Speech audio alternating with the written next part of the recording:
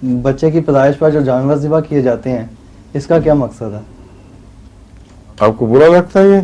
नहीं बुरा तो नहीं लगता, वैसे मतलब कि ये क्या, और लड़के के लिए 2 और लड़की के लिए 1, ठीक है, इसमें फ़र्क क्या है? तो ये बताएं कि लड़की को जायदाद का कितना हिस्सा मिलता है? लड़के से आधा। तो ये क्या हो रहा है? यहाँ भी तो वही है।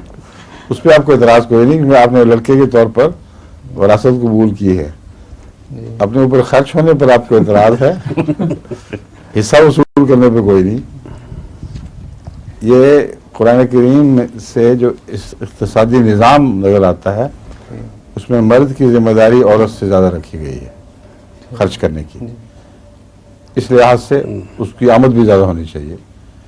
अगर से 100% हर मर्द की हैसियत के मुताबिक तकसीम तो नहीं हो सकता, लेकिन कुरान असूल पेश फरमा देता है कि जहाँ अखराजात की जिम्मेदारी दोहरी है, वहाँ आमद भी दोहरी अता की जा रही है। और वही असूल यहाँ भी काम कर रहे हैं। देखें आप, पैदाइश के वक्त भी मर्द की दफ़ा 2 कुर्बानियाँ करने का हुक्म है, औरत की दफ़ा 1। जो कम हिस्सा पाती है उसकी निस्बतन कुर्बानी भी कम होगी, जो ज़्यादा हिस्सा पाता है उसकी निस्बतन कुर्बानी भी ज़्यादा होगी। और कुर्बानी का मजमून जो है ये हज से ताल्लुक़ रखता है, और सर मुड़ाने का मजमून भी हज से ताल्लुक़ रखता है जो आने वाली है। तो मतलब ये है कि बचपन ही से बच्चों को खुदा के हुजूर वफ़ करने के लिए तैयार करो।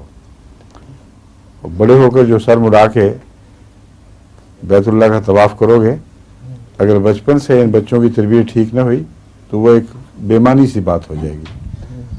वो कुर्बानियाँ भी कोई फल नहीं देंगी अगर आगाज़ ही से बच्चों को इन कुर्बानियों के लिए और इन बातों के फ़लसफ़े को समझाते हुए उनकी ज़हनी तरबियत की कोशिश नहीं करोगे, दीनी तरबियत की कोशिश नहीं करोगे। ये पैगाम है असल में।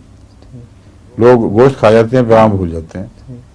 ठीक है, इसका कोई टाइम भी है कि इतनी देर में होनी चाहिए? 7 दिन के अंदर अच्छा। यही है सुन्नत के मुताबिक। 7वें दिन, यानी 7 दिन के दिन 7वें दिन ये अकीका के पेश हुआ करता था।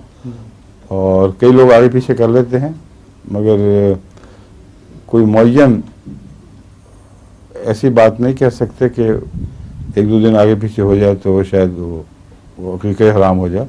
जी ठीक। मगर बेहतर यही है कि 7वें दिन किया जाए।